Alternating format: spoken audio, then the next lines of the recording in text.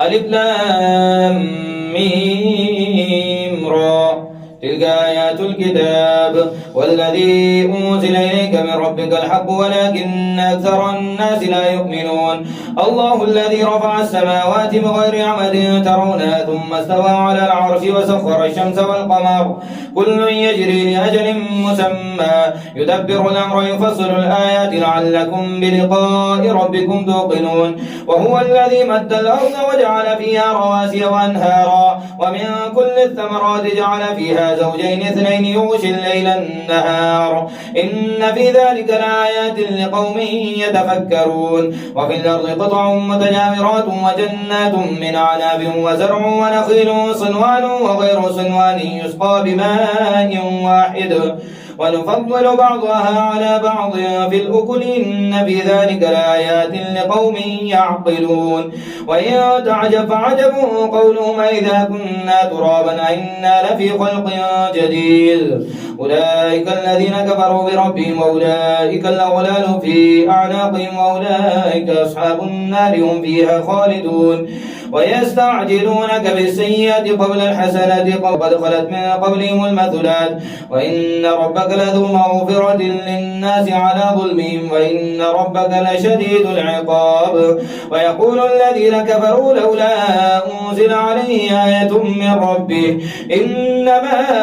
أنت منذر ولكل قوم هاد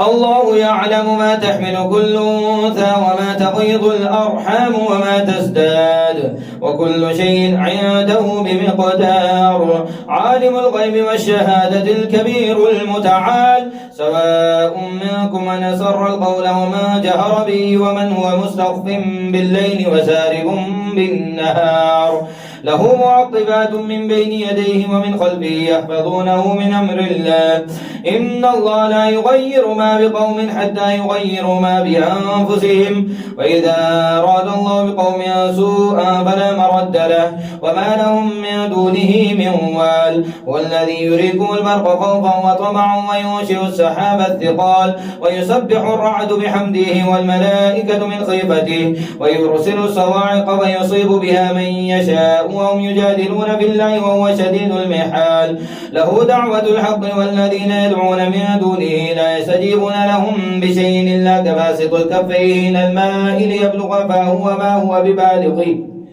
وما دعاء الكافرين إلا في ضلال ولله يسجد ما في السماوات والأرض طوعا وكرها وظلالهم بالغدو والآصال الله أكبر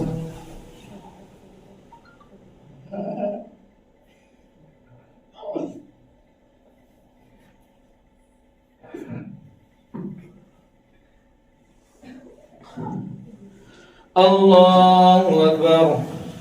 قل من رب السماوات والأرض قل الله قل فاتخذتم من دونه أولياء لا يملكون لأنفسهم نفعا ولا ضرا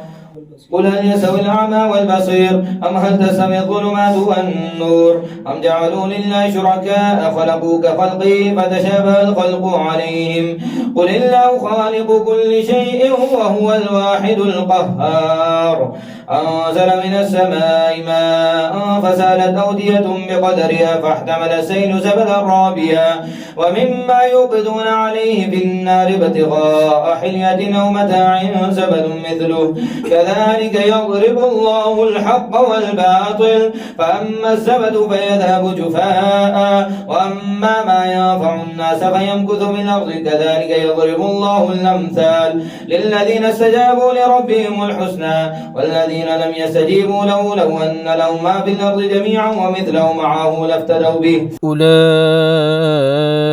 لهم سوء الحساب ومأواهم جهنم وبئس المهاد أفمن يعلم أنما أنزل إليك من ربك الحق كمن هو أعمى إنما يتذكر أولو الألباب الذين يوفون بعهد الله ولا ينقضون الميثاق والذين يصلون ما أمر الله به أن يوصل ويخشون ربهم ويخافون سوء الحساب والذين صبروا ابتغاء وجه ربهم وأقاموا الصلاة وأنفقوا مما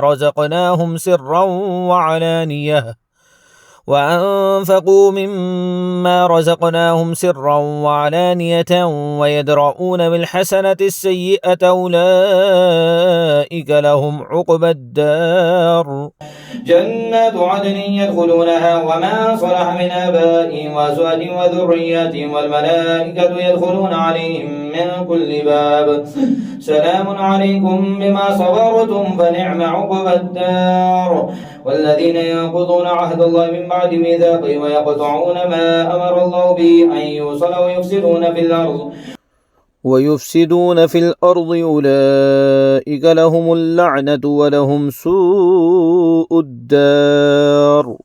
الله يبسط الرزق لمن يشاء ويقدر وفرحوا بالحياة الدنيا وما الحياة الدنيا في الآخرة إلا متاع ويقول الذين كفروا لولا أنزل عليه آية من ربه قل إن الله يضل من يشاء ويهدي إليه من أناب الذين آمنوا وتطمئن قلوبهم بذكر الله ألا بذكر الله تطمئن القلوب الذين آمنوا وعملوا الصالحات طوبى لهم وحسن مآب كذلك أرسلناك في أمة قد خلت من قبلها لتتلو عليهم الذي أوحينا إليك وهم يكفرون بالرحمن قل هو ربي لا إله إلا هو عليه توكلت وإليه متاب ولو أن قرآنا سيرت به الجبال وقطعت به الأرض وكلم به الموتى بل لله الأمر جميعا أفلم ييأس الذين آمنوا أن لو يشاء الله لهدى الناس جميعا ولا يزال الذين كفروا تصيبهم بما صنعوا قارعة أو تحل قريبا من دارهم حتى يأتي وعد الله إن الله لا يخلف الميعاد ولقد استهزئ برسل من قبلك فأمليت للذين كفروا ثم أخذتهم فكيف كان عقاب أفمن هو قائم على كل نفس بما كسبت وجعلوا لله شركاء قل سموا من تنبئونه بما لا يعلم في الأرض أم بظاهر من القول وزين للذين كفروا مكرهم وصدوا عن السبيل ومن يضلل الله فما له من هاد لهم عذاب في الحياة الدنيا ولعذاب الآخرة أشق وما لهم من الله من واق مثل الجنة التي وعد المتقون تجري من تحتها الأنهار وكلها دائم وظلها تلك عقبى الذين اتقوا وعقبى الكافرين النار والذين آتيناهم الكتاب يفرحون بما أنزل إليك ومن الأحزاب من ينكر بعضه قل إنما أمرت أن أعبد الله ولا أشرك به إليه يدعو وإليه مآب وكذلك أنزلنا حكما عربيا ولئن اتبعت أهواءهم بعدما جاءك من العلم ما لك من الله من ولي ولا واق ولقد أرسلنا رسلا من قبلك وجعلنا لهم أزواجا وذرية وما كان لرسول أن يأتي بآية إلا بإذن الله لكل أجل كتاب يمحو الله ما يشاء ويثبت وعنده الكتاب وإما نرينك بعض الذين نعدهم أو نتوفينك فإنما عليك البلاغ وعلينا الحساب أولم يروا أنا نأتي الأرض ننقصها من أطرافها والله يحكم لا معقب لحكمه وهو سريع الحساب وقد مكر الذين من قبلهم فلله المكر جميعا يعلم ما تكسب كل نفس وسيعلم الكفار لمن عقبى الدار ويقول الذين كفروا لست مرسلا قل كفى بالله شهيدا بيني وبينكم ومن عنده علم الكتاب ألف لام ميم را تلك آيات الكتاب والذي أنزل إليك من ربك الحق ولكن أكثر الناس لا يؤمنون الله الذي رفع السماوات بغير عمد ترونها ثم استوى على العرش وسخر الشمس والقمر كل يجري لأجل مسمى يدبر الأمر يفصل الآيات لعلكم بلقاء ربكم توقنون وهو الذي مد الأرض وجعل فيها رواسي وأنهارا ومن كل الثمرات جعل فيها زوجين اثنين يغشي الليل النهار إن في ذلك لآيات لقوم يتفكرون وفي الأرض قطع متجاورات وجنات من أعناب وزرع ونخيل صنوان وغير صنوان يسقى بماء واحد ونفضل بعضها على بعض في الأكل إن في ذلك لآيات لقوم يعقلون وإن تعجب فعجب قولهم إذا كنا ترابا أئنا لفي خلق جديد أولئك الذين كفروا بربهم وأولئك الأغلال في أعناقهم وأولئك أصحاب النار هم فيها خالدون ويستعجلونك بالسيئة قبل الحسنة قد خلت من قبلهم المثلات وإن ربك لذو مغفرة للناس على ظلمهم وإن ربك لشديد العقاب ويقول الذين كفروا لولا أنزل عليه آية من ربه إنما أنت منذر ولكل قوم هاد الله يعلم ما تحمل كل أنثى وما تغيض الأرحام وما تزداد وكل شيء عنده بمقدار عالم الغيب والشهادة الكبير المتعال سواء منكم من أسر القول ومن جهر به ومن هو مستخف بالليل وسارب بالنهار له معقبات من بين يديه ومن خلفه يحفظونه من أمر الله إن الله لا يغير ما بقوم حتى يغيروا ما بأنفسهم وإذا أراد الله بقوم سوءا فلا مرد له وما لهم من دونه من وال والذي يريكم البرق خوفا وطمعا وينشئ السحاب الثقال ويسبح الرعد بحمده والملائكة من خيفته ويرسل الصواعق فيصيب بها من يشاء وهم يجادلون في الله وهو شديد المحال له دعوة الحق والذين يدعون من دونه لا يستجيبون لهم بشيء إلا كباسط الكفين إلى الماء ليبلغ فاه وما هو ببالغه وما دعاء الكافرين إلا في ضلال ولله يسجد من في السماوات والأرض طوعا وكرها وظلالهم بالغدو والآصال الله أكبر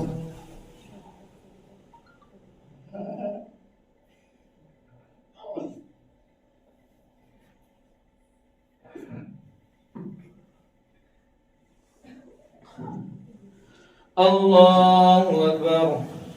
قل من رب السماوات والأرض قل الله قل فاتخذتم من دونه أولياء لا يملكون لأنفسهم نفعا ولا ضرا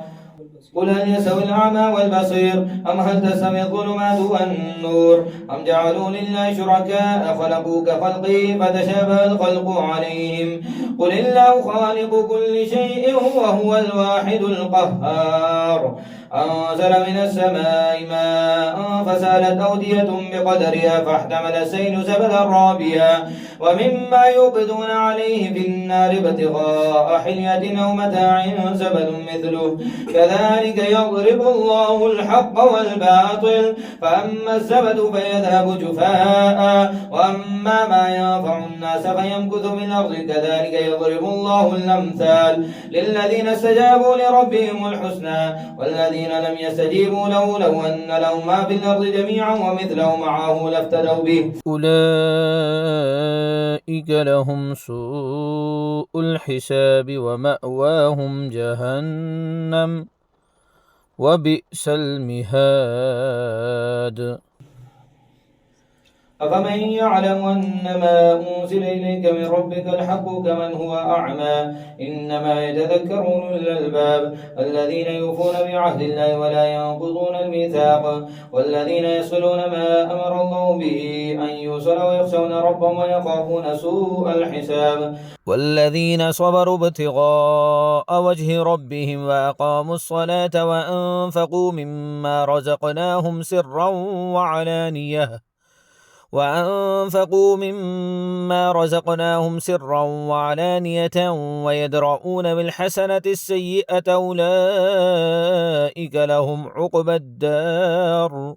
جنات عدن يدخلونها وما صلح من آبائهم وأزواجهم وذرياتهم والملائكة يدخلون عليهم من كل باب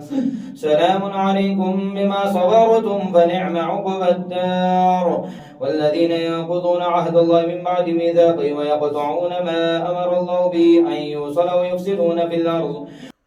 ويفسدون في الأرض أولئك لهم اللعنة ولهم سوء الدار الله يبسط الرزق لمن يشاء ويقدر وفرحوا بالحياة الدنيا وما الحياة الدنيا في الآخرة إلا متاع ويقول الذين كفروا لولا أنزل عليه آية من ربه قل إن الله يضل من يشاء ويهدي إليه من أناب الذين آمنوا وتطمئن قلوبهم بذكر الله ألا بذكر الله تطمئن القلوب الذين آمنوا وعملوا الصالحات طوبى لهم وحسن مآب كذلك أرسلناك في أمة قد خلت من قبلها لتتلو عليهم الذي أوحينا إليك وهم يكفرون بالرحمن قل هو ربي لا إله إلا هو عليه توكلت وإليه متاب ولو أن قرآنا سيرت به الجبال وقطعت به الأرض وكلم به الموتى بل لله الأمر جميعا أفلم ييأس الذين آمنوا أن لو يشاء الله لهدى الناس جميعا ولا يزال الذين كفروا تصيبهم بما صنعوا قارعة أو تحل قريبا من دارهم حتى يأتي وعد الله إن الله لا يخلف الميعاد